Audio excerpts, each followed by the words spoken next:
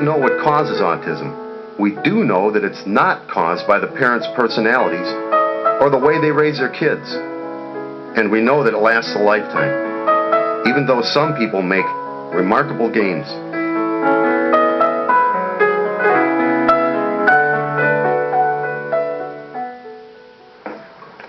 Hi, my name is Dustin.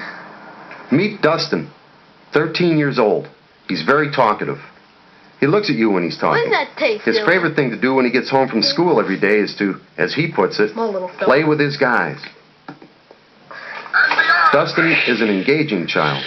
His vocabulary is impressive. At first glance, you may not notice anything unusual. But take a second look. Talk to him and you'll soon notice that Dustin likes to ask questions. Can I finish this now? What are we going to do now? What's inside that camera? What time are we leaving? A lot of questions. Why? He does. And you know what's funny is he never talked till he was almost 4. And now some of the stuff that comes out of him, it's like, whoa. A real good example. 2 weeks ago I took him to get the pictures taken, his family picture. Never been in this woman's house before. She does it in her home. And the boy knew magic. And this kid didn't want to show Dustin. Well, Dustin went right to her and he's in her face, like grabbing her, going, he won't show me. And I mean, she's like, wow, you know, what's wrong with this kid? You know, and so I had to like, you know, I'm really sorry, you know, he has autism. Well, what's autism? You know, but she's in a panic state because this boy and he's kind of big, and that, like, situations like that, it's so embarrassing, you know. We followed Dustin and his family as they went to their neighborhood grocery store. Did she buy you some AA? Yeah. All right, then you don't need them. Hang on to your coupon. It's the continuous questioning of stuff. You know, like, he was on them batteries. Normally, even if he has a pack of batteries at home, he would still want those batteries because they go to his guys and he doesn't ever want to run out. Normally, he doesn't like to go to the store, but there's things that we have to take him because you can't leave him home by himself. But basically, it's just the constant questions, and he doesn't know how to make up his mind, like in them videos. He wanted the Sesame Street thing only because of his squeezable guys that he has, the ones that talk like the Talking Elmo and Ernie. But he really doesn't like it enough to want the video, so he sits and contemplates over it until we say something. But if we don't say anything, he'd just sit there, keep thinking about trying to make up his mind, which he really didn't want it in to begin with. The family says they worry about Dustin playing with the neighborhood kids, that the kids don't understand Dustin, and Dustin doesn't understand them. But the worry doesn't stop there. They say their experience has taught them that there are a lot of grown-ups who don't understand as well. So he's a neat kid, you know. He really is. He's a really neat kid.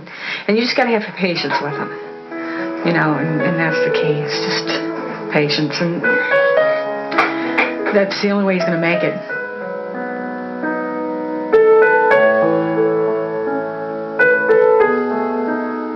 This is Michael. At times he seems very bright and very normal. He's 15 years old, and tonight is a special night for him because he's visiting his mother. For the past 15 months, he's been living in a group home because his mother felt that she couldn't deal with him anymore. What really was the final straw was the night he ran away in his underwear in the freezing rain. He was kicking me. He waited until we had a county worker here, TSS, here with me until 9 o'clock. And at by 9:15, he waited until they left, and then he came after me because he was mad at me because they wouldn't let him do something. So he came after me and started kicking me in the shins, and I already had black and blue marks all over my legs. And he was punching me, and my husband went in to restrain him to get him off of me, and he got scared. So he ran away in his underwear. And it was 33 degrees. It was freezing rain. I thought to myself that night, you know, if the police would have picked him up, if someone would have said there's a kid in his underwear out in my backyard, and he would have started talking to them like he talks, they would have thought he was on drugs. They'd have handcuffed him and thrown him in the backseat of the squad car. So that really scared me. Tonight, as we watch, her conversation with her son is all about tickling and touching and getting him to understand just what's appropriate behavior. Remember that phrase, appropriate behavior. You'll hear it again. It's as if Michael and other kids like him have just landed on this planet and have to be taught all about our customs. Could you please put that back? Tonight, she wants Michael to know he cannot tickle her. It's difficult to get through to him. Listen for his halting speech pattern and watch how close Michael stands when he's talking. I just want to ask you something. What? Remember, I always go coochie coochie coo, and I sometimes smack you.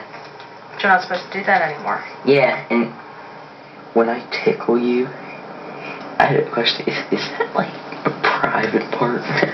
Yeah, a 15-year-old boy doesn't look right walking up and sticking his finger in his mother's underarm.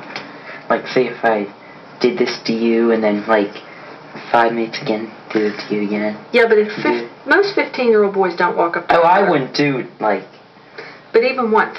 Well, you have to really explain things to Michael. I mean, you can't just give him a quick answer because he really doesn't understand.